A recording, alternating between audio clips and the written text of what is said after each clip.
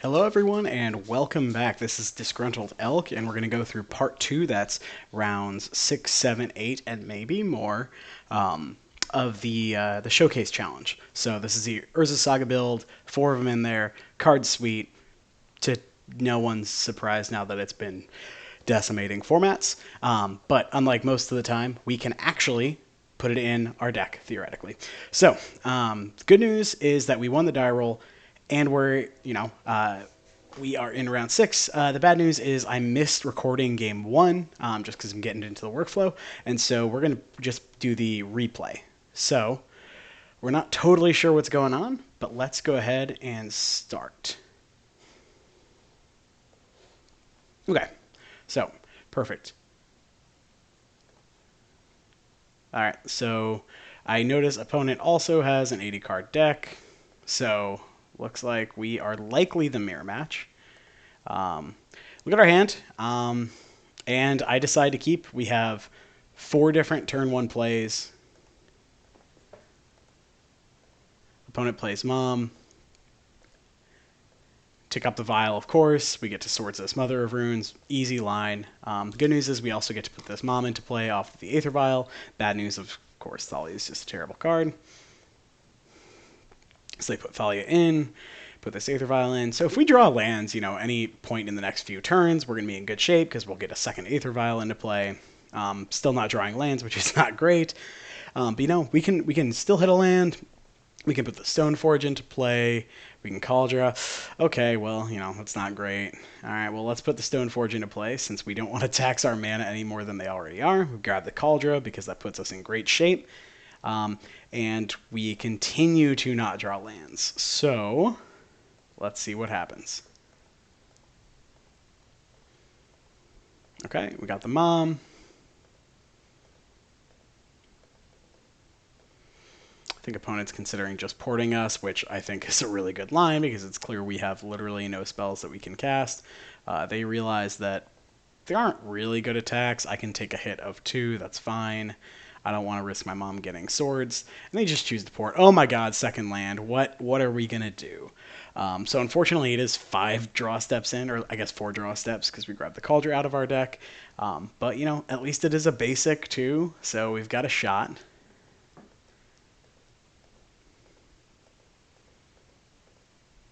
Yep. We choose not to block here because we really can't afford to lose either piece. If we draw a Cauldron or now that we can put this Cauldron into play, we're actually not in terrible shape. We're not really blocking here because they can always just protect with Mom, so we're just going to get in there, right? So we can race this at this point, especially when we have the Swords to Plowshares up.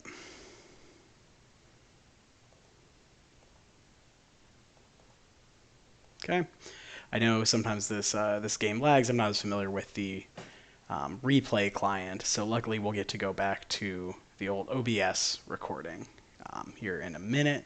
I'll pause after game 1, and we can go to game 2. All right, well, the good news is, we got Cauldron, we got to use our mana. The other good news is, I guess, well, that's not great news, but that's actually really bad news, right? Because now they can just start going to town. They can pro white. Unfortunately, we didn't have the Solitude. The good news, however, is that we do get to kill their mom as well. So, they effectively traded their mom for ours. Now we are going to be blocking because we have that Mother of Runes. So we're hoping we get to block anyway, right? No guarantees. Okay, they swords. At least we gain 5 life here. Unfortunately, we are in the Abyss with this Thalia. And we need to hit some more lands, very soon.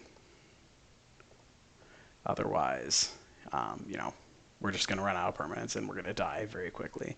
The second port is really rough news for us. Yeah. So I haven't played I've obviously played the mirror match a million times since I've been playing the deck for what feels like forever. But I have not played the deck a lot post Skyclave, the mirror match. So the Aether Vials don't matter quite as much. The GT doesn't matter as much, obviously, and things like Skyclave Apparition just change a lot of things. So I thought I could keep the 1-land double Vial hand. Unfortunately, we did not draw more lands until turn 4 or 5, and so that's really rough. And they did find the one instance where Thalia was actually very good in the matchup. Good news is we do get to cut some cards. Perfect. All right. And things are looking really bad. We'll see what we draw, but they're double porting and the game's over. Perfect. So I will go ahead and see y'all on the live recording in just a minute. All right, so game 2, we are on the play, of course. I realized one turn into the game, oh no, I hadn't done my recording. So I go ahead, keep a hand with 3 lands, Natural GTA, Recruiter, and some other tools. Seems great. Cool. So we play Plains. They play Plains. Perfect. And I decide to port here, because why not, right? It's also a consideration to get the GTA online, because we do like the idea of just going Saga into eventually other tools, because I don't mind just getting a free Aether Vial in a couple turns. If they wasteland me, then they take a turn off, and we port them again. So it's not a bad spot to be in at all. And depending on how this goes, I might actually just do... I might just do commentary from the replay function as long as it's working, because it seemed to go really smoothly, actually. Cool, so they Stoneforge, totally reasonable play.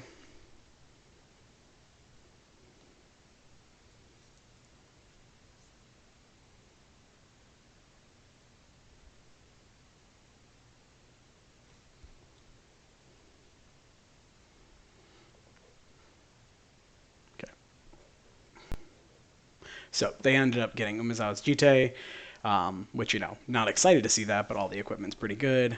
Yep, so we get to put a counter on the Saga, and now we get to Skyclave the Stoneforge. The reason I do this is, 1, we can reset the Skyclave if we need to, but 2, if they already have the Cauldra, we just don't want them putting it into play.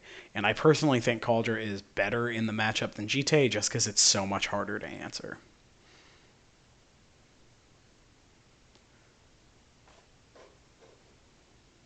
Okay, so they play Wasteland.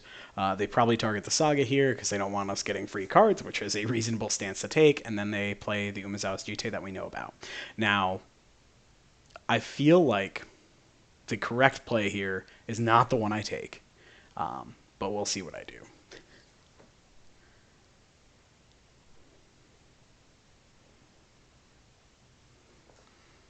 So you attack for 2, totally free.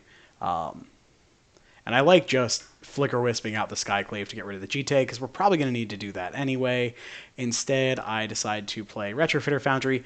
Definitely meant to not play the port. I think it's because I was talking about using the port, and so things go really sideways from here, right? So we could have Retrofitter Foundried and ported. I guess we at least make a 1/1 servo, but certainly not the plan we wanted. The other line we could have taken, obviously, suit up the Jite, play the Retrofitter Foundry, attack, get 2 counters on the Jite. I think, especially since they were tapped out, it was correct to just Flicker Wisp out the Skyclave, eat the Jite. I think we're in a fine spot to do that. But, is what it is. So opponent looking to pay costs here. Let's see what they're doing. That smells like a Solitude to me, if they're looking to pay the costs, but cool. So they play out Sanctum Prelate, which I'm totally fine with. A generic 2/2, probably going to name 1 to stop our Swords to Plowshares, which tells me they probably don't have them. We get to create a colorless servo, which over the next couple turns we can turn into a 4/4 for the cost of 1 mana, which is really nice. We do have a Recruiter here. Getting the Jite onto the servo seems like a pretty good line, though. It's a pretty free attack. If they Solitude, then we get to sacrifice the servo to just make a flyer, and it just puts us in a totally reasonable spot.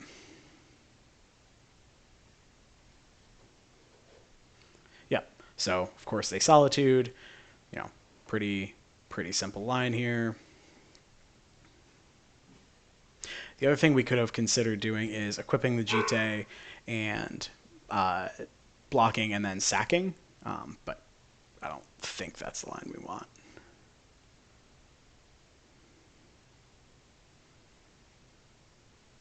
Yep, so we do get to sacrifice the Thopter or the servo to make a Thopter, which great. They 2-for-1 themselves and didn't even get one.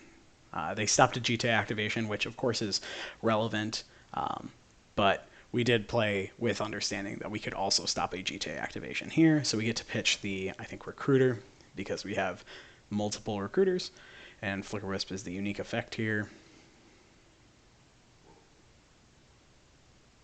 Yep.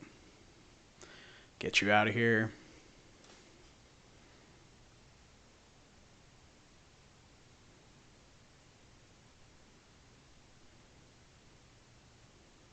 Okay, so they do waste the Rashadan Port, which is interesting. I feel like you're supposed to waste the Crocus because it is my second white source, and keeping people off double white is really relevant here.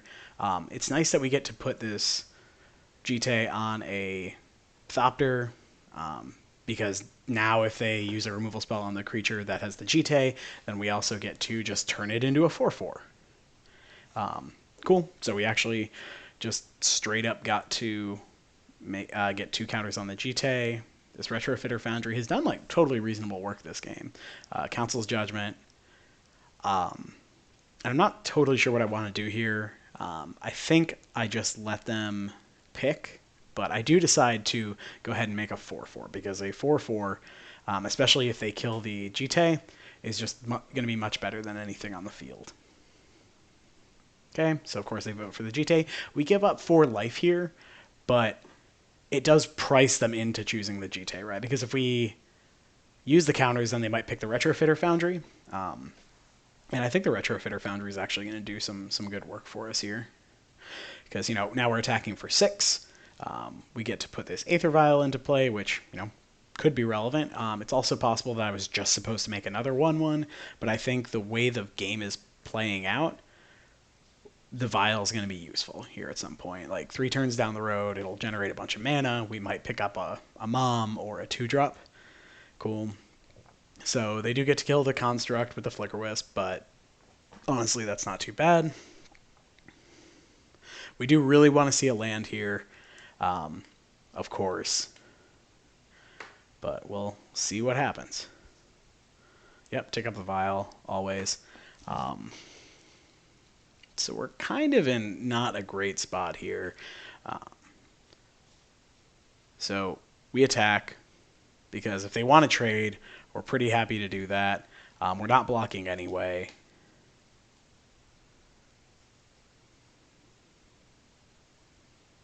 Yeah, and so we're just going to play the long game. We're at 20, so we can probably take a couple hits, even with the Jite, and we can weather the storm. We can use the Retrofitter Foundry to make a guy, and then on the next turn we can put in a Stoneforge Mystic, and then the following turn, of course, we can put in multiple other things. But let's see what they target. Vial seems like the right target, but they actually hit the Retrofitter Foundry. Yeah, so we get to make another 1/1. So the Retrofitter Foundry did really good work for being a 1-mana artifact, right? It even protected our Aether Vial from getting Skyclaved, which is obviously nice. It also means we don't get Jite this turn, which is also really nice. Of course, we don't have a 1-drop, and they don't have Stifle effect, so it's fine to just not pump. Peacekeeper doesn't actually seem terrible, and we're just hoping to get to tick up this vial to 3 this turn. Yeah, it's pretty straightforward lines right here.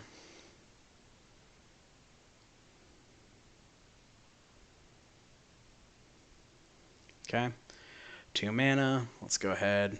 I believe he's suiting up. Yep, suiting up on the Flicker Wisp. Absolutely makes sense.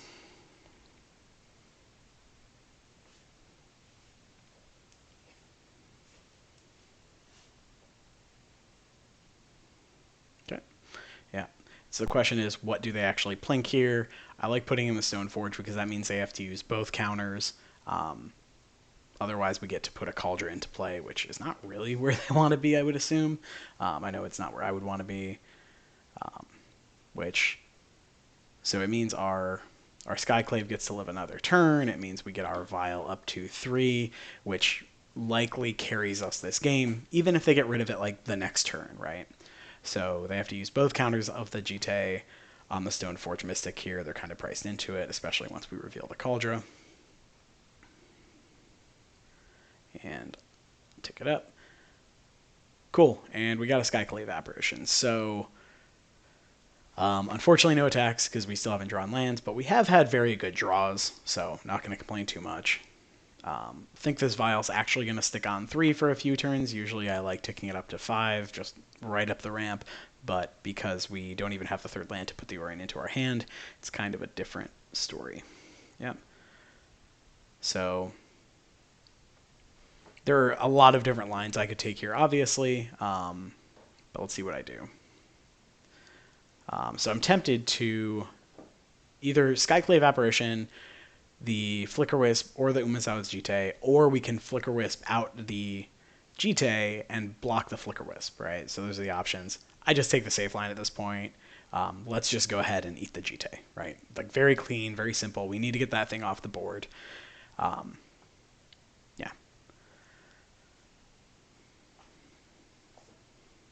Cool. So 4 mana.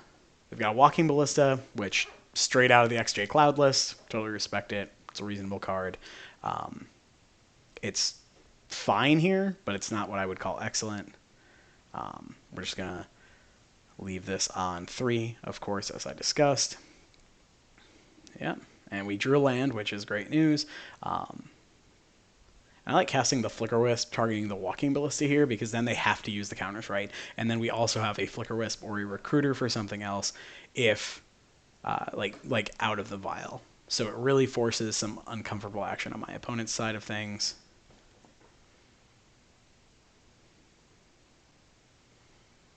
Yeah, all right. Opponent, what you got?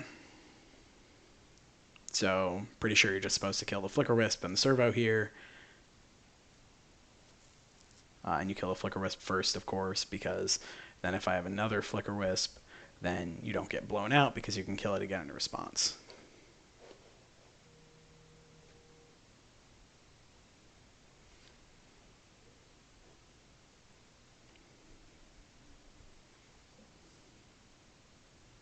Perfect. All right. So we have this very menacing Vial on 3. Get to do a lot of fun here. They do have Rashad Port, but having the Aether Vial is like pretty insane.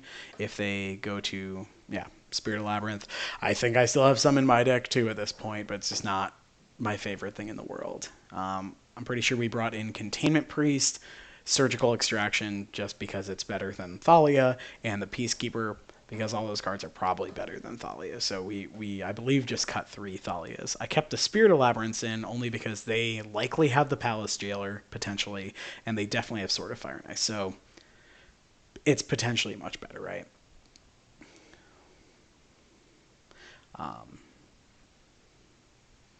Yeah. So we do the Skyclave. I think we're pretty far ahead. We block the Wisp. I don't think this was actually a necessary line. I think we could have just put a Recruiter in during the end step, start generating more value, and then start flickering out the Recruiter repeatedly. But luckily I do feel pretty far ahead. We get to eat their Skyclave, so that way if they do go into, if we do start a Yorion fight, they just don't have any ETBs to get back. I'm considering taking it up to 5 at this point because now we can put the Yorion into our hand. But we're going to go ahead and put this Recruiter in with the trigger on the stack. At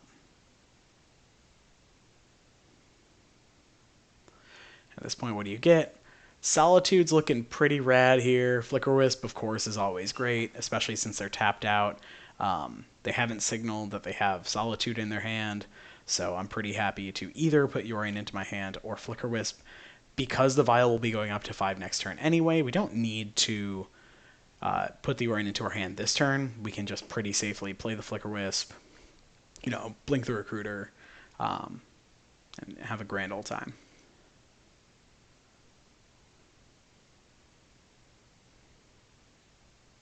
Yeah.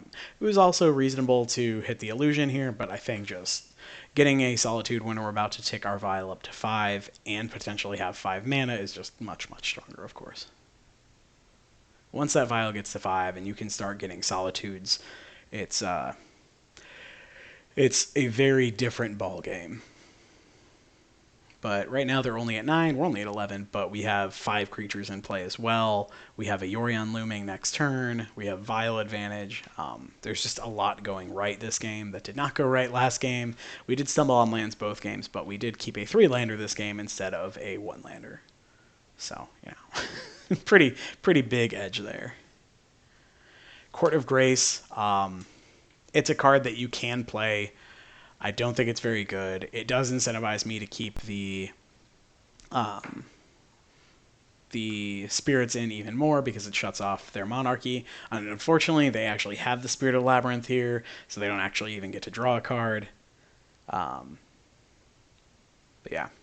And they're actually priced into not even blocking with the Spirit, because then I do get to draw a card because I'm 1,000% getting in for damage this turn. And yeah, so we just go ahead, throw Yorion in our hand, or, we have the Solitude up.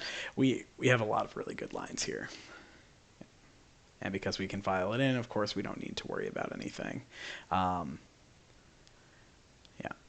The attack with Illusion obviously was very loose just because we're throwing it away, but I'm trying to play very quickly at this point because we're down a minute and a half, and the way these games play out, sometimes they go incredibly long, even though I don't think this one will go much longer. We became the Monarch. We also get to eat this Court of Grace with the Skyclaves off the Flickerwisp, and yeah, it's just, it's a rough spot. Yeah, so... And they've conceded from the game, because that makes a lot of sense.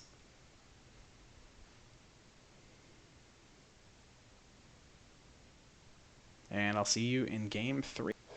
All right, so we are back for Game 3. We'll view the sideboard real quick. So yeah, it looks like we cut a Spirit. We're keeping 3 in, and we cut 2 Thalias for the 3 cards that we talked about. And yeah, let's see how this goes. Opponent gets to be on the play, of course, which makes a lot of sense.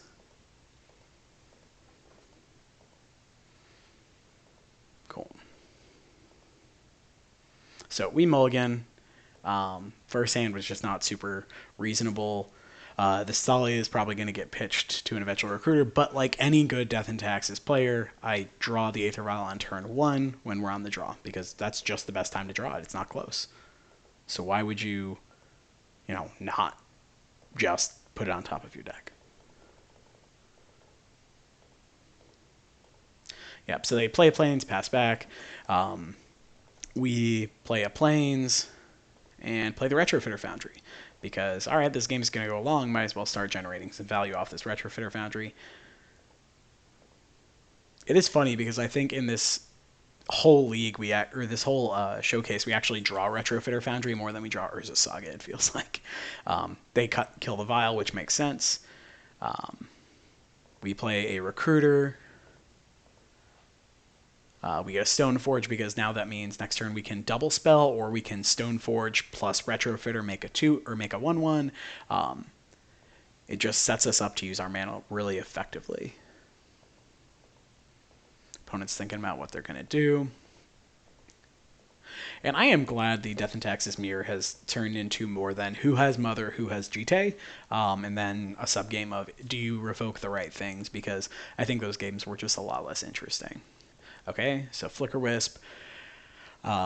Unfortunately, they get to eat the retro, but that means our Recruiter, the Guard, is living. We still get to double spell this turn, potentially.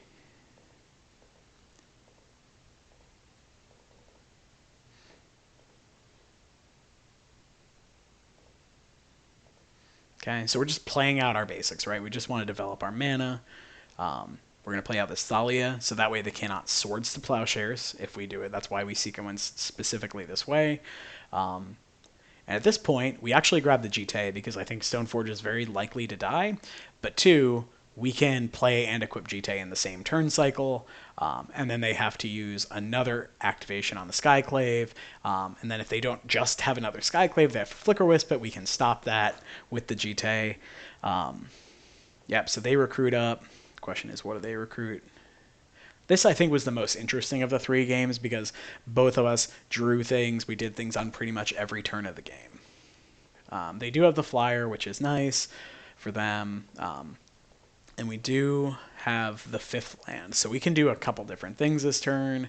And it's, what do you do? Do you play out your Schadenport and port them? Do you put the GT into play? Of course, we put the GT into play through the Stoneforge. And we put it on the illusion because this Thalia holds back all of their creatures on the ground. But this way, if they kill the illusion, who cares, right? It was a token creature. But if it connects at all, we get to kill off 2 of their creatures with it. So now they have to use the Swords of Plowshares on the illusion, which we got for free. Play out the planes, and we pass the turn. Yeah. So they drew a Caracas like a big jerk. So they actually get to make the Thalia not attack. They drew another Skyclave. Totally reasonable. They ate our GT. And we're not super far behind, but we're also not in my favorite spot. Spirit of Labyrinth, obviously not my favorite draw here. But we do have Recruiter. We can do a lot of things. Yeah, so we recruit. I think you can grab a Solitude pretty cleanly here.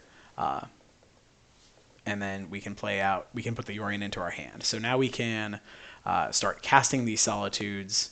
We can do a lot of different things.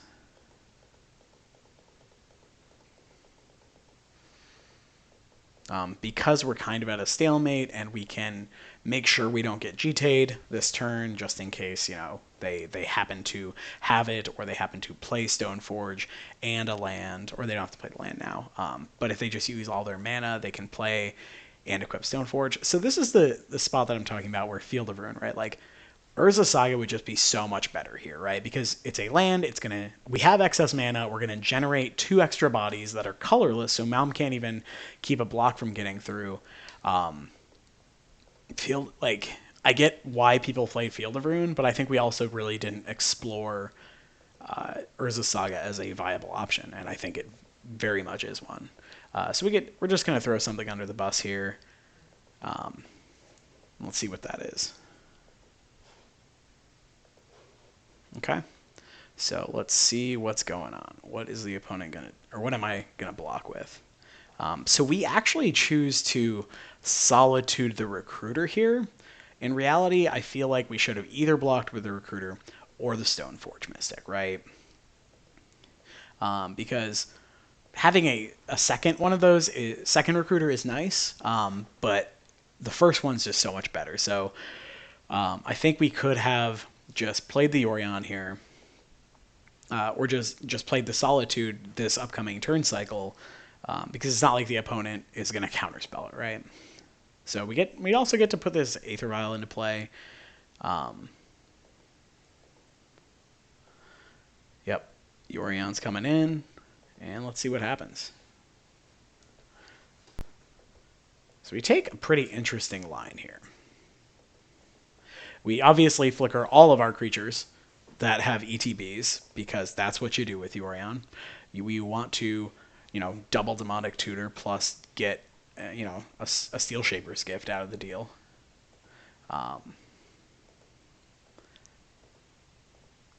Okay.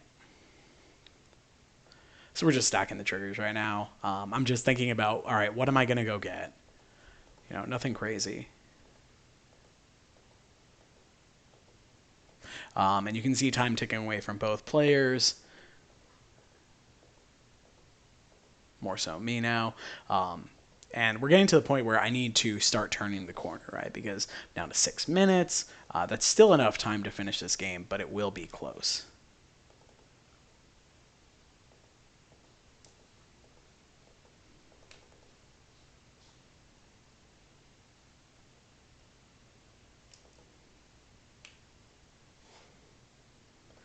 All right, so the ever reliable Moto decided to break in the middle of recording that interaction. So we grab a Solitude with the first Stoneforge, or with the first Recruiter, and now the second Recruiter is really interesting, right? Because we have Yorion in advantage, and so we could grab, something to get more value. We could grab something to stall the game out. I think getting Containment Priest here is correct because we can choose whether or not Yorion interactions get to happen. We get to be the deciders of that fight. And because we're getting to the point where opponent can almost get and put Yorion into their hand and play it in the same turn, it is worth, I believe, getting the Containment Priest right here. Opponent can bounce the Yorion if they really want, which, I'd be totally cool with that, but let's see what they do here. So they surgical the Solitude, so prices me certainly into pitching the Spirit of Labyrinth. And so this is another reason I probably should have just waited on the Solitude, because I think we had 4 land when we evoked it. We could have just thrown a Recruiter under the bus, and then a turn later we just Solitude then, right? And so then we also don't get our Solitudes surgicaled. Obviously, it's very corner case. It's 1 out of... I can't imagine they have more than 1, maybe 2. But there's no reason to get your Swords of Plowshares effects surgicaled if you can keep it from happening. So definitely a very subtle thing in the matchup to keep in mind. I guess Caracas also isn't a terrible thing to surgical if you get to the super duper late game and they don't have one in play. There aren't a lot of good targets for surgical outside of exactly Swords of Plowshares and an evoked Solitude. So opponent's looking through my deck, and now they are looking to do something. My gut says, okay, so they Field of Ruin our Rishadan Port, which, okay. I feel like they almost want to Rishadan Port us instead, or Wasteland us, but it does keep their mana neutral. They put a Skyclave on the Sword of Fire and Ice. We get to recruit, block it, throw it under the bus. This is fine. And we do need to find a way to kind of pull ahead here. Luckily, we have this Cauldron that we got with the Stoneforge, so these Skyclaves don't actually get to attack much longer.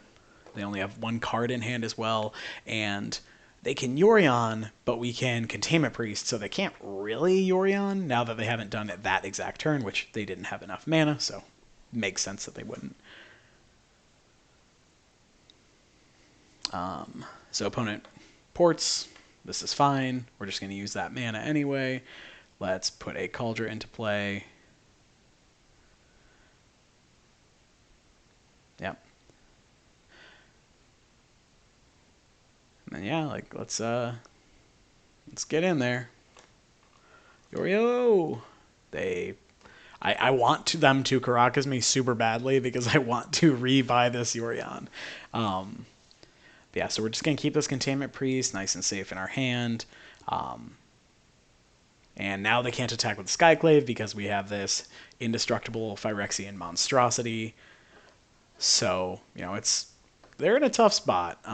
We're pretty much parity, except I have a 5/5 Cauldron and a Yorion in play, and a Containment Priest to keep their Yorion from doing basically anything. So they do put it into their hand, and they do cast it. They intelligently choose to not flicker anything, which makes sense, because one, they would give us a 2/2 and a 1/1, but they would also lose their entire board. So at this point, I'm thinking they're probably going to race me, right? Because their Yorion, if they put the sword on it, can then attack through my Yorion, right? And obviously, Cauldron can't block it. So, go ahead and take up our vial. Shocker, I know. So, Skyclave is an excellent draw, of course. We just get to eat the sword, which means they can't really get in. Attacking with my Yorion is really pointless because they just bounce off of the other Yorion. It's not like we're running combat tricks. So we just get to get in for 5 pretty freely here.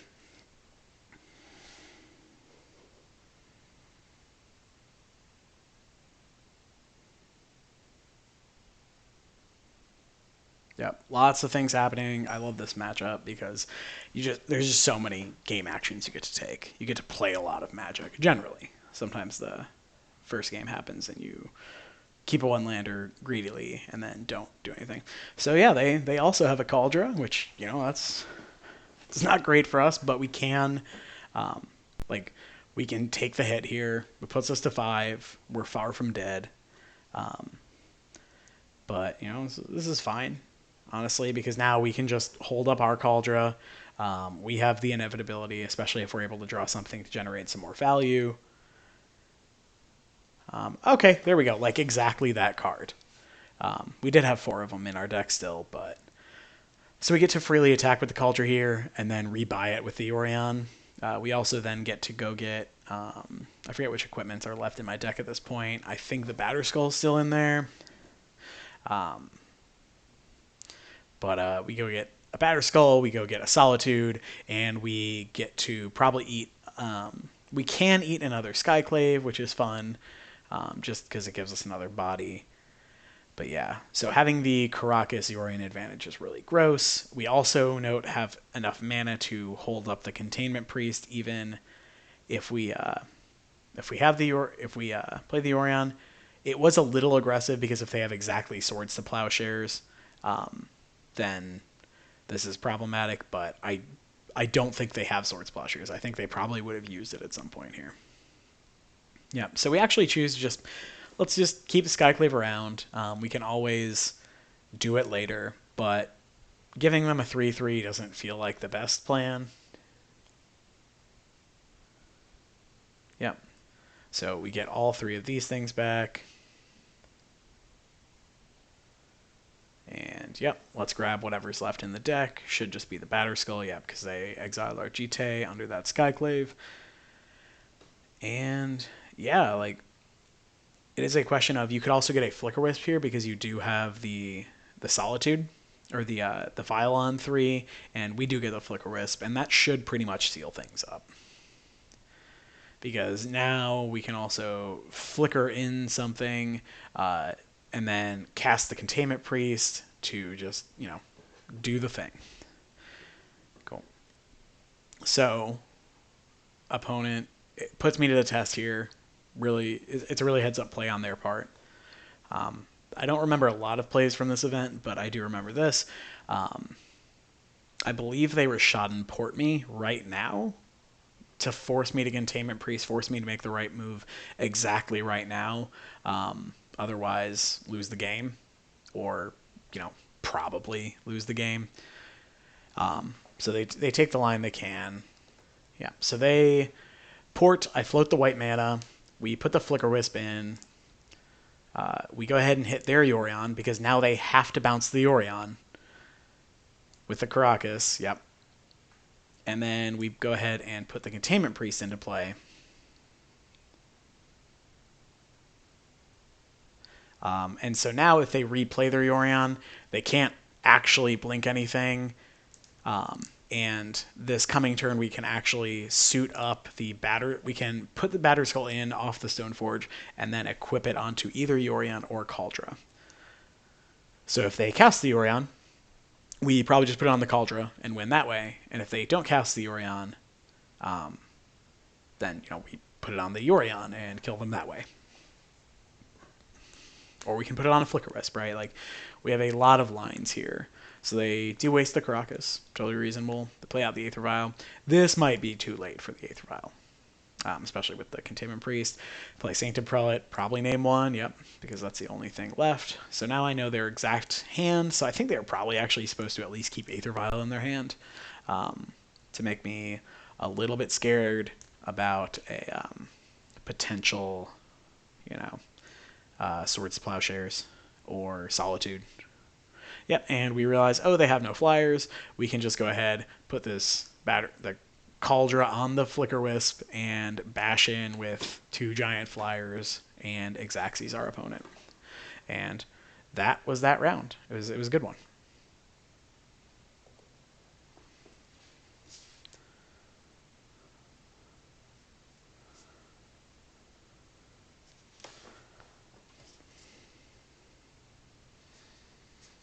Cool, and I'll see you in the next round. All right, so this round starts. We are currently, what, 4-2? So probably dead for top 8, but we're very live for top 16, potentially. We lose the die roll. Yeah, we've lost 4 die rolls, 1, 3, so not an absurd rate on either end. Cool.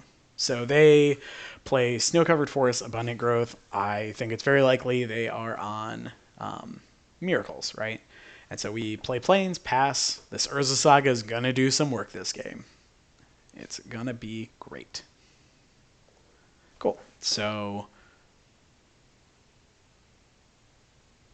yeah, I'm just like, I don't know what they're doing exactly, but it's very likely. So, yeah, we just play out this Plains. They could be a back to basics deck, so we want to keep that from happening as long as possible. Play Spirit of Labyrinth. Seems like a really good card against the Abundant Growth and at least 8 cantrips deck, probably plus Uro deck. Spirit of Labyrinth is just very, very good. I know I'm just, talking nonsense at this point, but here we are. Cool. So they Swords the Spirit. Tells me that card's real good. Yeah, so this is the turn to play the Urza Saga. And we'll play the Recruiter of the Guard. If they have a Force of Will, they have a Force of Will. That's fine. Because the next couple turns, the plan is literally just Urza Saga, make a guy, Urza Saga, make a guy, go get Retrofitter Foundry or Aether Vial, depending. But based on how much land we have, it's probably going to be Retrofitter Foundry. So we go get another Spirit of Labyrinth. It's probably correct to go get another Recruiter here, but considering my mana is going to be tied up pretty heavily the next couple turns, I decide that I just want to do that. They Brainstorm right now, which makes sense. Okay. Yep. Cool. So they took it up. We took up this Urza Saga. That's fine. And we'll get in there. We'll do some damage. Pow. You know what? 1 damage at a time. That's how we get there. Yep. Now we pass, and then during their end step we can make a construct. Then on our main phase, after we get the mana, but before the Urza Saga gets sacrificed, we can make another construct. And then we will just have a lot of power in play after doing nothing. So this is another game where Urza Saga, great card. Charming Prince, fine. Palace Joe actually probably would be quite good in this matchup, but it would also be a card that, what if they Ice Fang Coatl us, hit us, they get Monarchy, then we're actually in really big trouble. But Urza Saga is just like, I'm going to make a guy. All right, cool. I'm going to make a guy. All right, now I'm going to get something to generate value. We're forcing them to Terminus or Wrath us, whichever they have, off of effectively just what one land did. And so the more I've seen this card kind of play out, the more I'm just like, this is incredibly dumb. And so I just attack with, obviously, the construct that's not sick. I don't think it's correct to make a 1/1 here, because if they do happen, like, obviously if they Endurance us and they go to block, I'll make a 1/1. But if they don't, and we just get in for a free Lightning Bolt, then on their end step I get to very cleanly just make another 1/1 and start rebuilding immediately. I don't attack with the Recruiter because then, yeah, the Endurance gets a clean kill. Sure. Yeah, they Brainstorm. This is a very cantrip-heavy deck, so I'm not surprised. Cool. So they just Brainstormed, didn't do anything else, and they found the Terminus. They're going to Terminus us, but because of the Urza Saga that forced them to Terminus, we're also going to be able to start just making more guys. And so, I don't want them to kill this Retrofitter Foundry, but if they have to use a Prismatic Ending on that, then the Retrofitter Foundry, or the Urza Saga, took care of both a Terminus and a Prismatic Ending, right? It just grinds so hard. Yeah, so they get a Jace. I'm not ecstatic about that, but could be worse because of this Retrofitter Foundry. In reality, we're like about 1,000% supposed to just Skyclave the Jace, and we'll see what we do. But we're gonna make a 1/1 either way.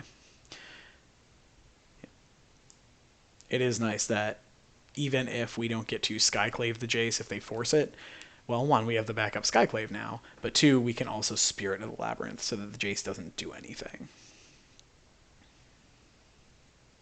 Yeah, and so I'm just going to do this because I want to just start getting in more damage with the Servo, which we do.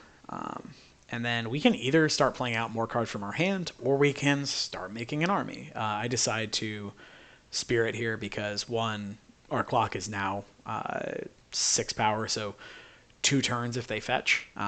And I think it's also the turn that they're tapped out is the turn you want to jam the Spirit, because now they have to. Okay, cool. So the Retrofitter Foundry, did its work, right?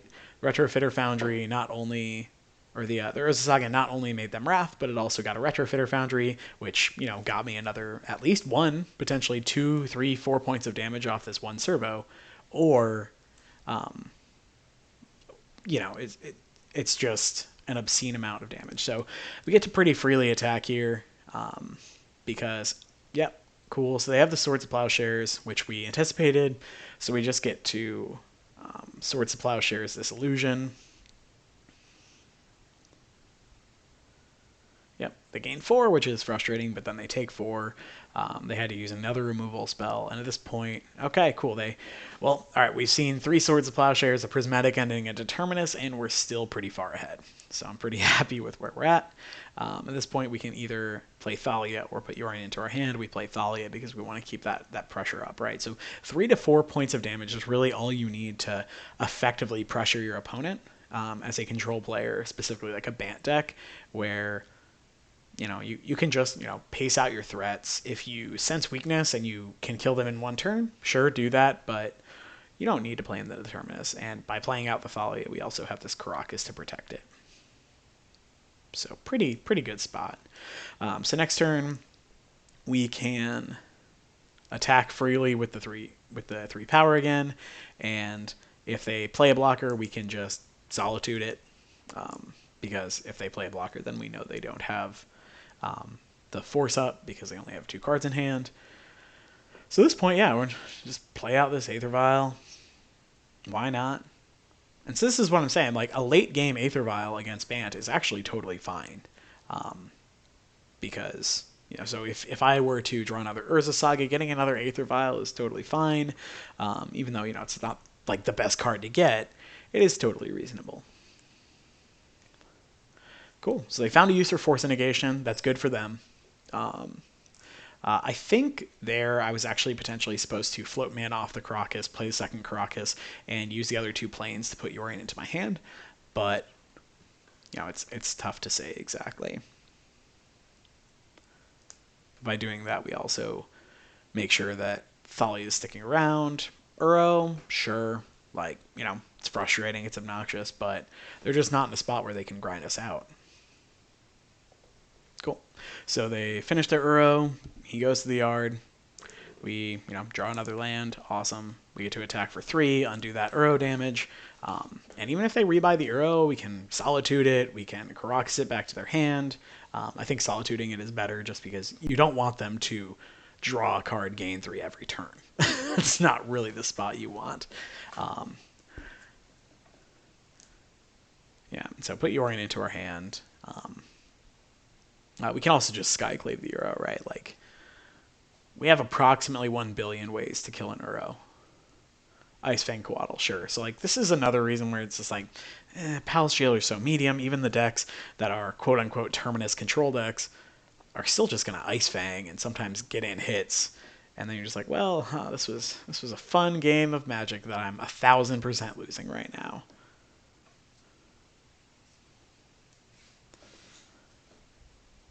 Yep. Probably getting the Uro. Makes sense to me. Yep, so they rebought the Uro.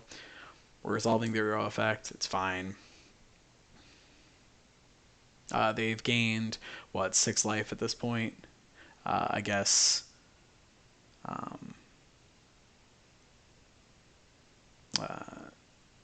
Yeah, they've gained even more because of the Swords of Plowshares. Yeah, because we killed the token, so they've gained 10 life. So yeah, if they hadn't done that, they'd be at 5, and we have almost a lethal threat right here. So at this point, yeah, we just play the Skyclave, right? It's very unlikely opponent has a counterspell, and even if they do, we can just bounce the Uro and kind of force them to spend their entire next turn Uroing again, and just sinking their graveyard further and further out. But we got the arrow out of the way, which is nice. That's really how you want to get rid of it, just very cleanly with a Skyclave Apparition or a Swords Plowshares or a Solitude. You know, it certainly feels better to Skyclave it because that way they don't gain another 6 life after they've already gained 6 life. But you can see we're also ahead on time, which is something I always consider in the Bant matchup, right? Because their deck's super slow, and it takes a long time, especially since you can just keep their Uro from ever doing anything. So this servo is great. We just get to freely attack into the Quaddle, because if they want to trade with the servo, great. And if they don't want to trade with the servo, they're just taking an extra point of damage. So it's probably another Ice Fang here, would be my guess. Swords of Plowshares, sure. But luckily we have this Solitude that we just get to go ahead and eat the illusion. And so they're going to gain 3 life, but then we get to hit them for 3, unless they want to trade their Ice Fang Quaddle with my servo that cost me like 2 mana.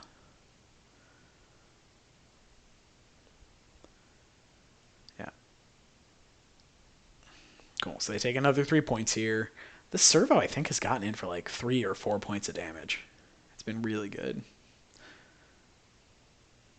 This is another spot where it's like, I just want to draw like all 4 Urza Sagas against Bant. Against DNT, it's probably good too. Like, it's just a very good card. Cool. Yep. So now we just get to keep attacking for 3. Oh, thank goodness a Rishadan port. Yeah. Opponent's down to 3 cards in hand.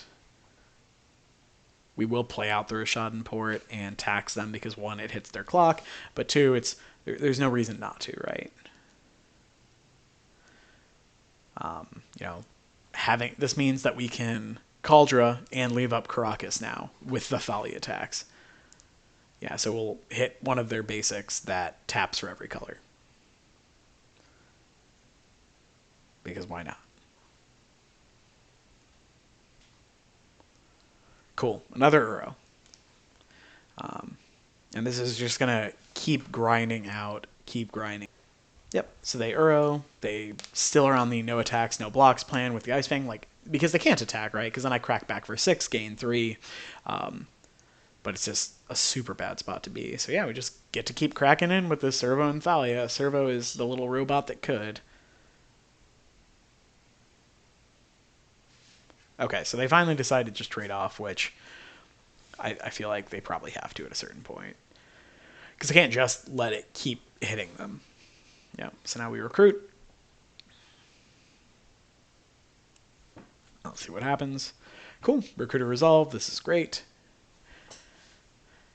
And we can get a spirit, we can get a recruiter, which I like getting a recruiter a lot because Terminus is one of the only cards that they can get, but since we're to the point of the game where we can also just hard cast a a Kaldra, why not just get this Stoneforge Mystic, right? We don't even need to play it out because we have 7, 8, 9, 10 mana if we want to Lotus Petal or Karakas, so that's enough to play Stoneforge and play the Kaldra in the same turn through a Thalia tax. Cool. So opponent has used almost 10 minutes this game so far. They are super far away from winning, and so they need to beat me twice very quickly. Even like if they want to win the match, they have to do that, right? But opponent is in bad shape because they're down to 16 minutes.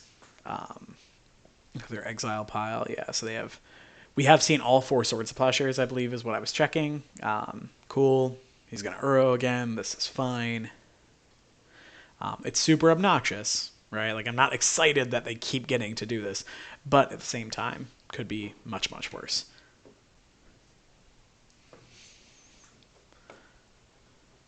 Yeah. So it's our turn.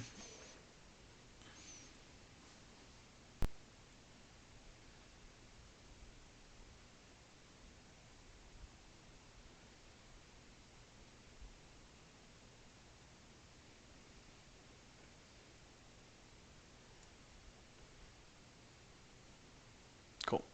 Yep. Prismatic ending on the recruiter makes total sense because if I start Yorioning with the recruiter, like the game is beyond over, right? Oh, but we drew another one because why not? But at the same time, like, so yeah, we can just recruit for a Skyclave their Uro. It's just, yeah, it's a really tough spot.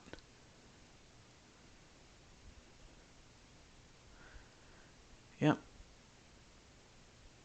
We can also get a Solitude here, which I don't hate. Yep. Can't really freely attack, but we can just cast this Yorion. They don't have the Force of Will. Blank, blank. We get to, like, I don't think it matters what we get at this point. I think we can randomly click on legal targets with these search effects and be totally fine. But yeah, all right, kill your Uro. I have this Yorion and this Thalia that are protected. And we also have, 6, 7, 8, 9. So we have 10 power in play. This is a 2-turn clock, even though we just Swords Plowshares to 6/6. But yeah, cool. So at this point, they are forced to just hardcast this Terminus, which is totally fine, right? All these cards have generated value. We're going to put Yorion back in our hand. If they have Swords Plowshares, they have Swords Plowshares. But we know they don't have Swords Plowshares because we smartly looked to make sure all of them were gone. Yeah, so we still have 5 cards in our hand, which, 4 of them are action spells, and 2 of them replace themselves, and 1 of them does it again. So we don't really care about this Icefang Coatl. We've seen both Terminus, I would assume. I would be surprised to see more than 2 Terminus in the main deck.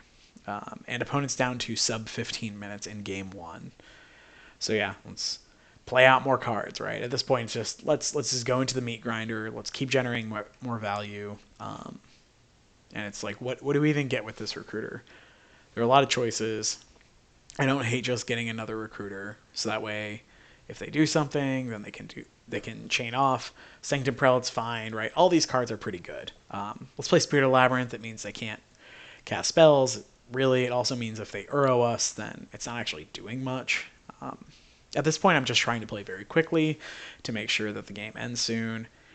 And at this point, we do play the Stoneforge as well. He probably brainstorms in response to Spirit. Yep, because if he doesn't, he's going to die. Which our opponent, I think it was round 3, learned the hard way. The old brainstorm with a Spirit in play. Not the proudest moment that you can be. Yeah, and so they see the writing on the wall, they concede. I think they probably should have conceded 3 or 4 minutes ago because it was not really panning out their way either way. So we decide Surgical is probably fine because hitting, one of their removal spells is good. I think in retrospect, maybe you don't even need the Surgical. The Cage is great because, 1, if they have Snapcaster Mages, it stops that. But 2, it actually completely shuts off Uro. And the reason I like it is because we just need to board in the 1, and our Urza Sagas can find them. But yeah.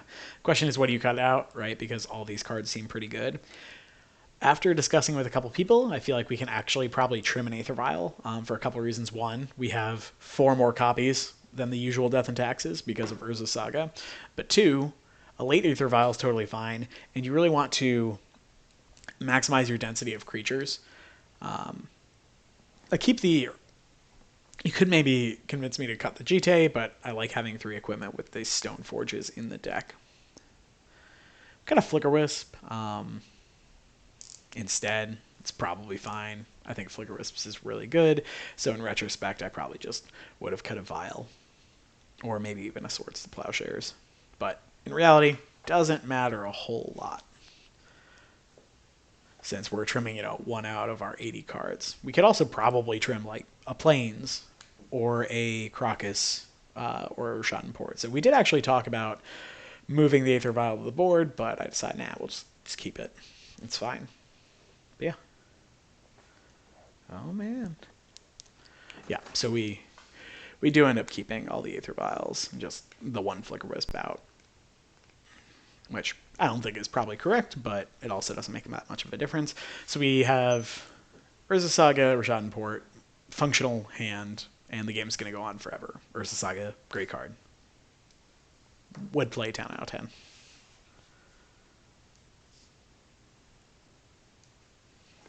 Cool. Abundant growth. We've seen this Song of Dance. Plains, pass. Easy peasy.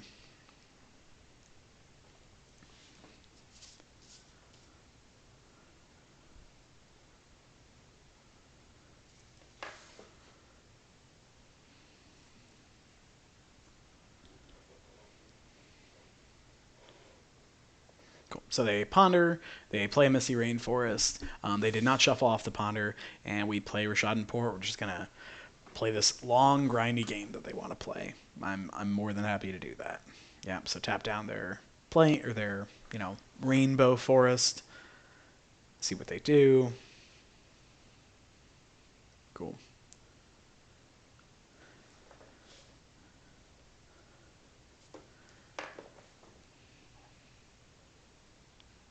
Yep, this is fine. And so I'm tempted to play out the recruiter.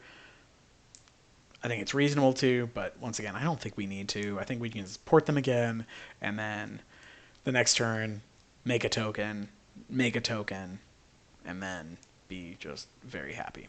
Cool. Brainstorm. Yep. So we go ahead. Yeah. Tap the land that taps for all colors. Makes sense to me. And the reality is they could be playing back to basics, but at the same time, I'm probably totally fine with that because I have 3 more planes in my hand, and that means they're at least tapping one of their own lands out, and the Saga is about to become an Aether Vial or some other problematic permanent anyway. Yep, so they ponder, they're doing more cantripping because that's what the deck does. They did shuffle, which is great. Shuffle, fetch, all that stuff is where we want to see them doing it. Yep. So now I'm even less worried about back to basics. Cool. So they spent a mana to kill my land. This is fine, honestly, because now we can just play the planes and we can start playing out our plan. Yeah. So once again, we're thinking about playing the recruiter. This time I think we do because now that we don't have the inevitability of an Urza Saga, I think it's correct that we start doing other things. So there are a lot of meaningful cards here, but Spirit of Labyrinth, Thalia, Stoneforge, and another recruiter would be my top picks. Stoneforge I like a lot because this means we get to both play Stoneforge and Port, and we have the Cauldron in our hand that they don't know about, which I draw Cauldron at a very, I feel like, high rate, just naturally draw it. And so they may be inclined to not kill the Stoneforge if all I'm grabbing is like an Umazawa's Jite or a Batterskull. And something that they can kind of easily answer because we know they have a Wear Tear in their decks. They probably have other removal as well. So yeah, they might not kill it immediately, which would be delightful.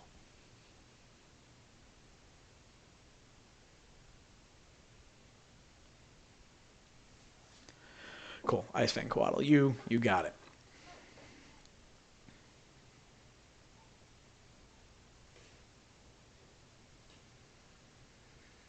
Cool. Well, the good news is we actually can cast this Cauldron in a few turns.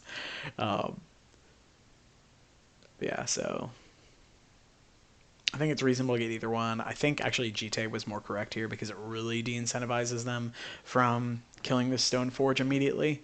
Also, that means that future Icefang Coatls just don't matter, and all our creatures are going to line up in combat really well against things like Endurance or Illusion tokens. Yeah. Well, they do take the opportunity to go ahead and Swords the Stoneforge Mystic, though, which I don't hate. Makes a lot of sense to me. But this version of the deck just has so much inevitability. Like, the Urza Sagas are obviously very good. They have to use cards on the lands even. But now, like, you also have this Yorion package, which is just going to rebuy everything. You just get an obscene amount of value out of the deck.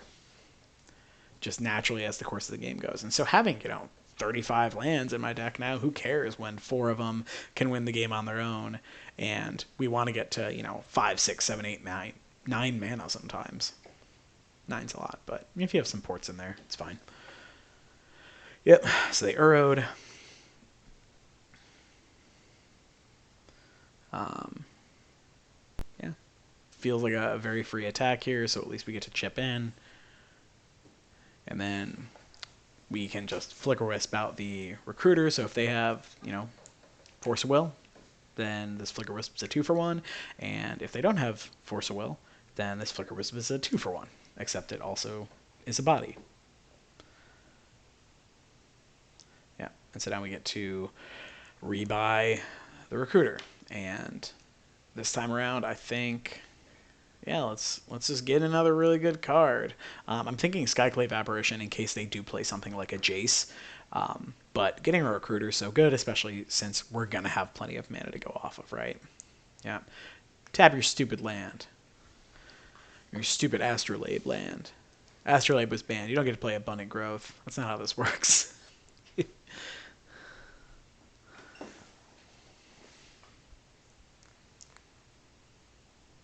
Yep. Brainstorm it is. Cool. So at this point, they're just going to rebuy that Uro, which, while obnoxious, is whatever. It's going to gain them like 9 life probably, and draw another card. But it's weird that we have the inevitability here.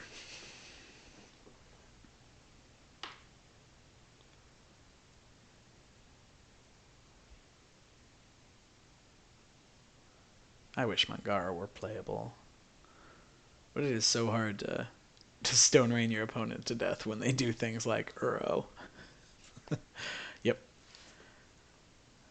I feel like half their spells draw cards, at least. It might be more than half. It's like everything that is not a removal spell or Force of Will is a cantrip. Spirit's a great draw, obviously. We do need to get this Uro out of the way. So it's a question of what the best way to do that is. Swords Plowshare seems like a good effect as any. And now we get to play the Spirit to shut off a lot of their cards. This really forces the Terminus. Like now they kind of have to Terminus because their cards don't do anything. And I feel like porting them doesn't do much this turn, or really many more turns of the game, so this might as well be the turn that we put Yorion into our hand.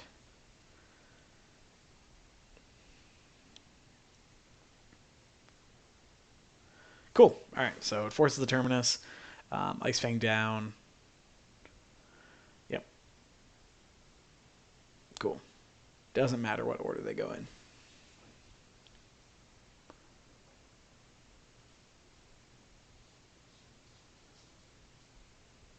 Jace, yep, that is a card. Luckily, we do have this recruiter for a Skyclave Apparition. Next turn, we could also potentially just like jam this Cauldra and smack Jace in the face. But I like a recruiter for Skyclave because it goes wide and it immediately answers the Jace.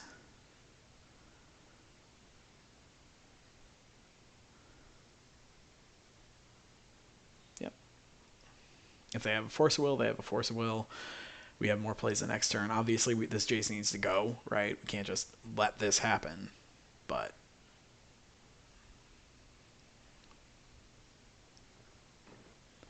cool. Jace down.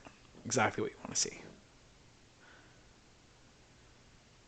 All right. And so I'm just trying to figure out what is in their hand. It's got to be like more coattles or more cantrips or whatever.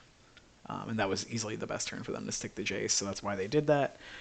But yeah, I'm just trying to figure out what on earth is going on.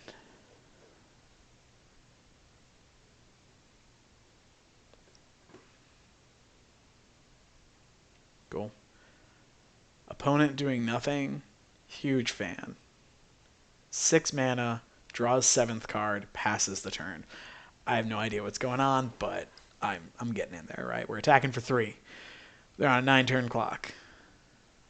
Yeah, so we actually only are supposed to attack with the Skyclave, because then if they kill the Skyclave, we don't lose both our creatures if the Solitude doesn't resolve. Cool. Yep. Endurance. Awesome. You have your incarnation. I have mine. Is he tucking anything? Nope. No tucking. Cool. But before blocks. Yep. No, sir. No, opponent. I also have my elemental incarnation of choice. and it is loneliness.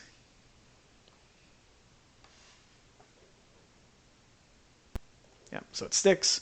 We get to just straight kill the endurance, which puts them to 30, but now they go back down to 28. Oh, do they have another removal spell? Another one. Sure. So they did it. They got to eat our Skyclave apparition and get a 4/4. But you know, things could be worse.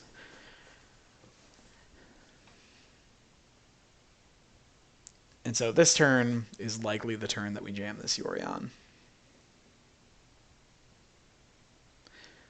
Unless, of course, they... Yeah, so we want to play the Spirit because they kind of have to force that as well, because it shuts off most of their cards. We have Batterskull that they know about and Yorion that they know about, but they do not know about this Cauldron. Like, they straight cannot beat this Cauldron in combat. And I don't think they have a way to actually exile the Cauldron itself either. All right, there goes another prismatic ending.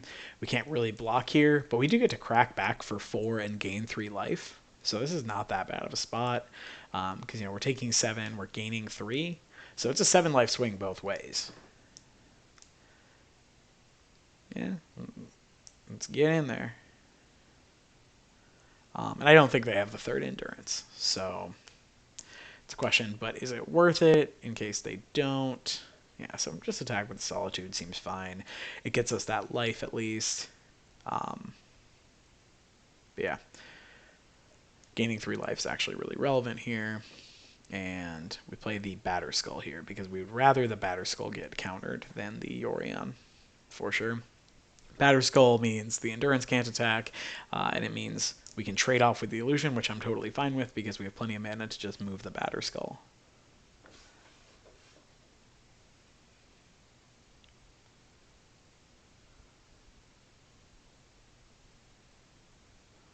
Yep, checking on Wear Tear just to be sure. Like, what a jerk. How are you going to just sinkhole me like that? Yeah. So they Brainstorm, yet another cantrip. Alright, nothing after the Brainstorm. They do play the Null Rod, which, that's obnoxious, but it's fine. Because this Batterskull is a 4/4 Vigilant Lifelinker by itself. This Cauldron beats everything in combat by itself, and this Yorion can blink either one if they get Swords to Plowshares. It is important that the Batterskull couldn't get equipped to something else, so playing the Null Rod, very important, pretty heads up. But, still feels kind of poopy.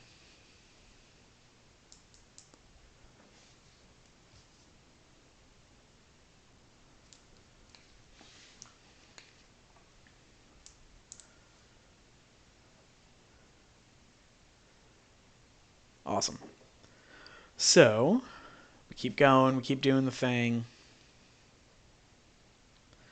Yep, no attacks, because they just did Prismatic Ending the Batterskull token, of course. Alright, time to jam this Yorion. Do you have the counterspell? If you have the counterspell, dress down, sure. So my creatures lose their abilities, but I still have a 4/5 flyer that bullies all of his creatures except for exactly the Coatl, or a 2nd endurance. They draw a card, but we're back at 20 life. Our opponent really doesn't have a way to close things out. They only have 6 minutes left to beat us twice, which is simply not happening. So at this point, the game is, like, the match feels fairly locked up. We just need to make sure to keep draining their clock, keep playing out the game like it naturally would, play sharp as possible. Also, we have 4 Caracases to draw to bounce this Yorion to our hand, and then if the Yorion ever resolves and has its effects, the game is likely just over. Yeah, so I'm just checking, making sure nothing crazy is going on with my sideboard. Cool, Brainstorm. Brainstorm's a great card, but it doesn't answer all this usually.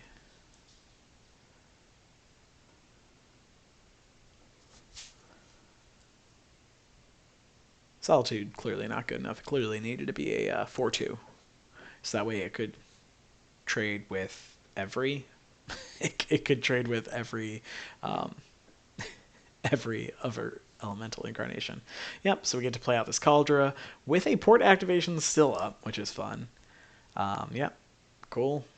So yeah, even though the activated abilities can't be used, it's still a big boy.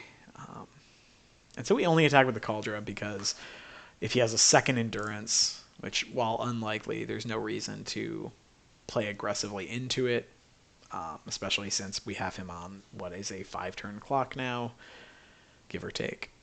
And yeah, so we get to port him again, turn off this draw step stop because we aren't playing the upkeep port float mana dance that Sensei's Divining Top does. If your opponent's good, they will know. They will usually do it once to test you, to see if you port in their upkeep and their draw step, if they float mana in response. But after they realize you kind of know what you're doing, they'll usually just leave it be. Jace answers the Cauldron token, which, kind of sucks, but is what it is. They still sneakily have Endurance up, but we found one of the 4 Caracases, about a quarter of the way through our deck, which makes total sense. We can freely attack with the Yorion now because we can protect it. So we attack first because we want to kill this Jace. And yeah. Because if they had the Swords to Plowshares, they should have already Swords to Plowshares the Yorion. But, we'll see. Okay. So they get to keep the Jace alive for now. But so inside the damage, we decide to port down 2 lands. Because now this means they can't counterspell or dress down us. And if they do want to dress down us, we know about it, and so we can just not bounce our Yorion. Yeah, so they had the Swords Plowshares. That kind of sucks, but there was no way to cut them off of all 3 white sources. That being said, we still have, 4 power in play. They have less than 5 minutes left to kill us twice. We also have a lethal attack on Jace. So while we're definitely behind now, I don't think it's literally possible for our opponent to win in time. So I'm not terribly worried. Okay, yep, kill my guy. I'll kind of skip through a lot of this. Yep, so they started just fate sealing us at this point to put some more loyalty on Jace. Back to basics, which is funny because it hits basically as many lands on our side as theirs. They can't Endurance, so we get to plink the Jace down here. If they have a Coatl, they can do that, but that means they are tapping 2 more of their lands down too. Back to basics. Like, I get it. I don't think you bring it in against Death and Taxes. I just don't. I think the cards... It's just... There are so many basics in this deck. There are so many. And it's just... It's a 3-mana card that can get Skyclaved too. I don't think it's where you want to be at all. Okay, so they Uro here, which is fine. They're playing as fast as they can.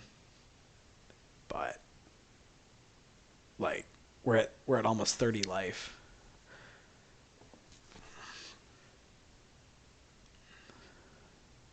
If they have the Endurance, then they have the Endurance, but we've already gotten through at least 2 or 3 of them.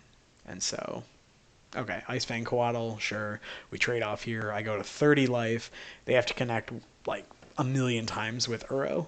They also had to tap one of their non-basics, so now they only have 5 mana, which means they can Uro, but they just don't have a way to close out this game fast enough.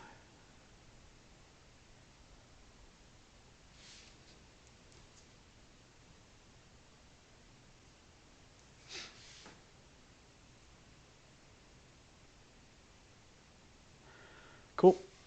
Yeah.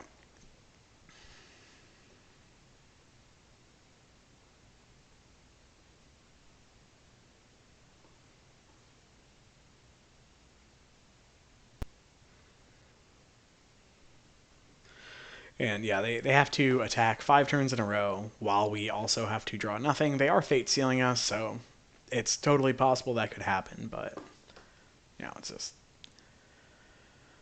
it's a tough spot to be for the opponent.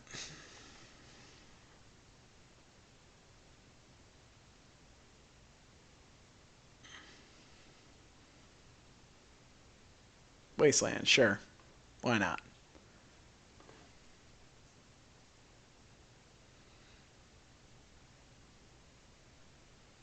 Might as well Wasteland. Send a message, right? Cool. Another endurance. You got it. Let's go ahead and waste this Rainbow Valk. Since we didn't do it on upkeep, we do it in the attack phase, because that way they don't actually even get to use the mana. Yeah, so they can certainly kill us in time this game, but killing us in what will be sub 2 minutes in game 3 is quite the ask. We actually waste the Flooded Strand to set a message.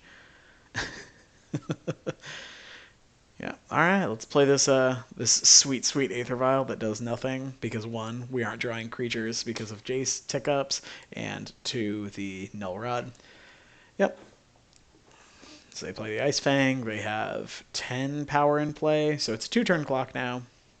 That being said, like I said, it's literally not possible for the opponent to mechanically beat us in the time that they need to.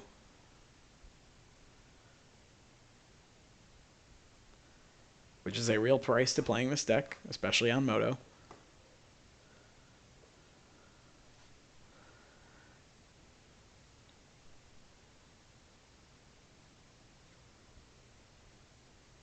Yeah, and opponent has conceded, I believe, the entire match here because, yeah, there's no reason to play game 3. So we are actually 6-2, which is pretty good spot to be.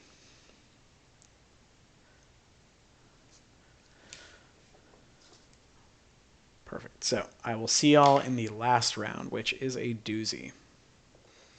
So I'm like, okay, cool. If we win this round, then we have a good shot at top 16 at least. I don't think there's any world in which we could top 8, but I see we're against Sawatarix. I'm not sure how to say the name totally.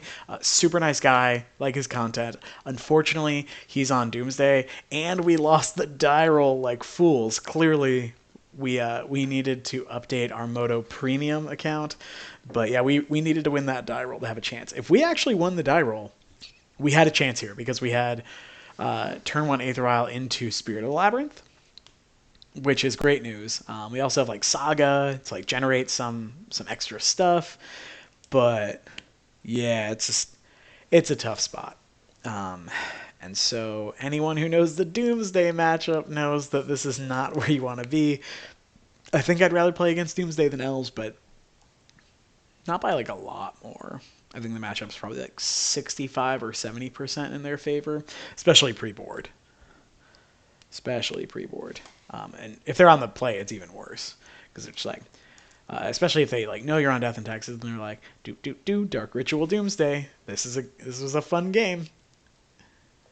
Yep. So they pondered. We drew Cauldra. You know, not really where we want to be, but as much as I want to leave up Swords Plowshares, I don't feel like it's a reasonable thing to do to win the game because we need him to not go off this turn regardless, and so yeah, it's just not a thing that's reasonable to hope for. So he Doomsdays. I can go ahead and skip through the wait on the Doomsday because by nature it is a slow prodding. Okay, so he made his piles. Perfect.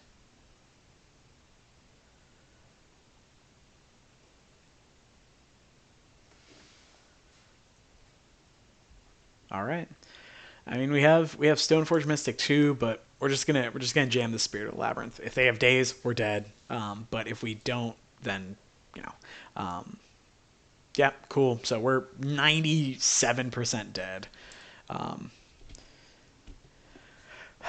The only hope is that he takes one more turn to play around a potential Solitude, but you know that's about it. Ideas Unbound does not look like He's taking an extra turn. He's got one card left in his deck. Lotus Petal, Lotus Petal. I'm ready on that concede. All right. Yep, Edge of Autumn. Play out the full Black Lotus here. And there it is. The good news is Swords Plowshares wouldn't have mattered. So we played the best line we could. That's about it. That's all you can hope to do against Doomsday. Like, your best, and you hope to get a ribbon. The good news is we do have 4 Deafening Silence. Surgical Extraction, I'm like, I don't think it does anything, but Mind Break Trap's fine. Surgical Extraction, I don't know why I want to bring it in, but I think the thought is, well, maybe if you wasteland their Underground Sea and then Surgical it, you've got a chance, because you do have a tremendous amount of bad cards. Cauldron is the only good equipment.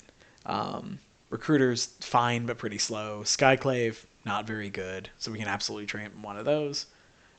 Yeah, and cool. Retrofitter Foundry is really bad too, right? Like, the game's not going to be about Retrofitter Foundry. That's not this kind of game. But yeah, so we'll see what happens. Yeah, but this is not the matchup we wanted for our last round. I will give you a trigger warning this round, because some real terrible Moto only things happen. And yeah, we snap keep this hand.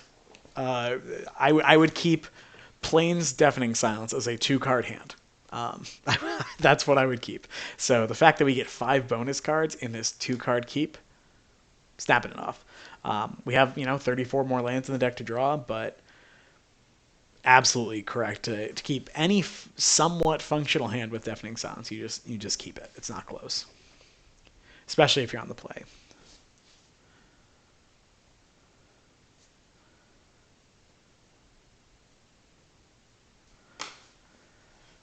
All right. Luckily, we have this Sky Noodle over here, just like distracting our opponent with his Sky Noodliness. All right, opponent has mulled to 5. They mulled to 6 game 1, but when they mulled to 5, you're doing that 4 chant. Like, that's the other plan against Doomsday. It's like 4, 4, 4. But no, they didn't get 4. Like, what a lucky person. Just gets to keep the 5-card hand. Yeah, so Deafening Silence, go. It's the best we got. If we hit a land, we get to play Stoneforge. If we don't hit a land, we play Aether Vial, and then hope to hit lands. So he ponders. Okay, so he chooses not to shuffle, which is not what we want to see. We play out this Aether Vial, pass the turn. The good news is anytime he leads with a cantrip, it means we're not dead that turn, because of Deafening Silence. The card's just so good. Sadly, that's why we can't play fun things like Aethersworn Canonist anymore, because you need something to do on turn 1. And Canonist, despite my hopes, is not something you can do on 1. And like a jerk, he dazes my Aether Vial too, which is the correct play 100%, but what a bully. Not only does he turn to me on game 1 on the play, but then he sees I have a 1-land hand, and he just throws my Aether Vial right in the trash. Some would say where it belongs. Okay. So he played out a Lotus Petal last turn, played a land. Now, in response to my drawing the Wasteland, which is great, and Stoneforge, he fetches, or he brainstorms, right? So we get Kaldra because it's literally the only target. You keep it as the only target in your deck for 2 reasons. 1, so that way you always make the right decision, but 2, that way you literally can't misclick on anything else. Cool. So game's looking great, right? It's like, all right, we have the Deafening Silence. He might not kill us this turn. He hasn't Chain of Vapored us. It's okay. It's okay. We've got a chance. If we get to untap, play this Kaldra, puts him to, 1 less, puts him to 13, which then if he doomsdays, he goes to 6. I think it rounds down. And then we have a lethal in play. So he not only has to kill the deafening silence, but then he also has to have doomsday and go off. Yeah, so we've got a shot. Okay, so we have a personal tutor here. Yeah, we're not stopping it. Doomsday. All right, so he's gonna doomsday us next turn. And it's like, all right, cool. All right, real clean. Right now, let's not cancel. Let's not cast the Cauldron. Cool. All right. And so yes, I want to put Cauldron into play. I'm thinking like Aether Vial. Click yes here, then click on the Cauldron. But we click done. We click done. Why do we do this? It was a long day. I was exhausted, and these are things that literally would never happen in Paper Magic. At no point would I go, yeah, I'll choose nothing. I would absolutely put the Cauldron into play.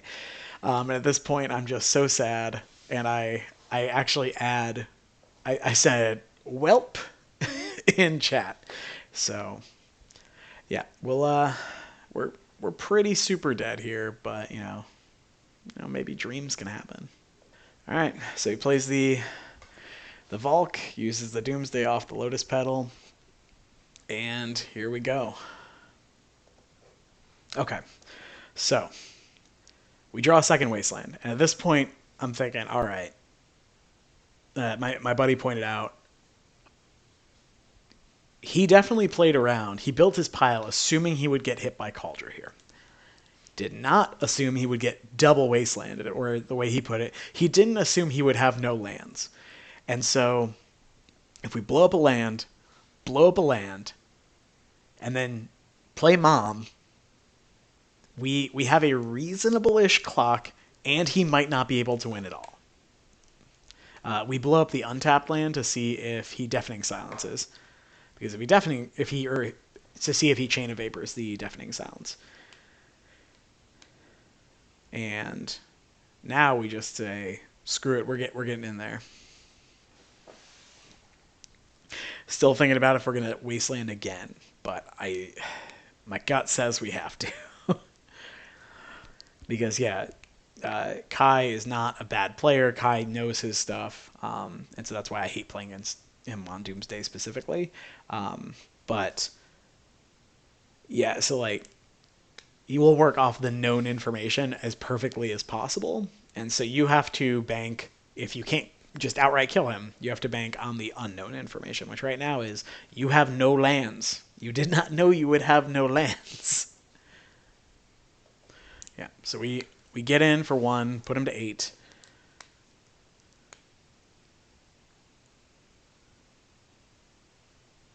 Which, if we had put the Cauldron into play, I think he's actually just straight dead.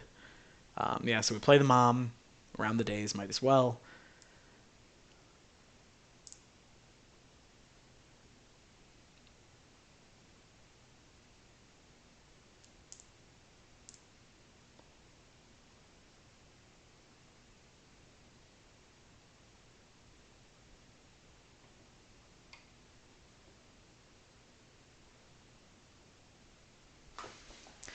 And opponent is tanking on this Mother of Runes, and I don't really know why, but obviously, he's streaming. A lot of things could be going on. He could just be talking to his chat about how absurd that misclick was, because what a beating. Yep, so we waste that land. All right, now we've got him on a 4-turn clock. You're saying there's a chance.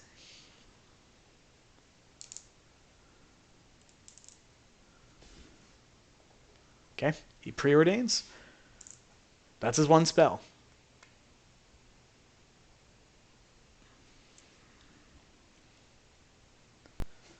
And what happens with this one spell? Okay, so he scries 2, puts 2 cards on the bottom, it looks like. We draw another land. Urza Saga, baby. All right, let's put this Cauldron in. Beat for 6, so that way he can't Street Wraith at least. And yeah, get in for 6.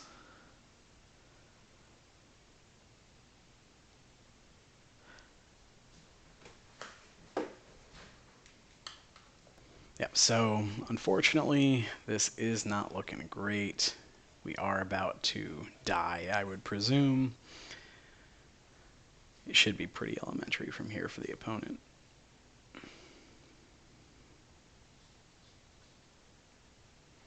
Yeah, adds mana, Edge of Autumn, and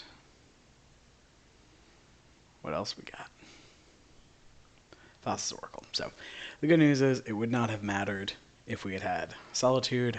Unfortunately, we definitely would have won that game 100%. I believe even he was talking about that in his chat. But, finished 5-3. Our losses were to Doomsday, to Sneak and Show, and that was a tough loss for sure. In round 5, and then we lost to the Bug Stiflenut deck, which I think that deck's really sweet. I think we're favored, but I'm pretty unfamiliar with it, so it's hard to say. 5-3. I hadn't played a showcase before. I didn't really use to Moto grind. I played the League, here and there just to shake the rust off, but I really like the deck. I think the Saga iteration feels a lot stronger, and it's worth considering and diving into more. I think I'll probably add a sideboard Pithing Needle for when that card's good. But overall, yeah, very happy with the deck. I'll probably keep running it, and I'll post some more leagues kind of as we go. But like, comment, subscribe. Let me know how you prefer the content. Do you prefer the replay? I can try to do that as much as possible. Do you prefer the live as I'm playing commentary, or do you prefer this where I do replays? This does take a good amount longer, so I can't always do this kind of content, but whatever y'all like, I enjoy it. I'm glad people are starting to check it out, and I hope that people enjoy the take on the deck with the the 4 Urza Sagas, because it feels just a lot more powerful. But anyway, this Disgruntled Elk signing off, and I hope everyone has a great day.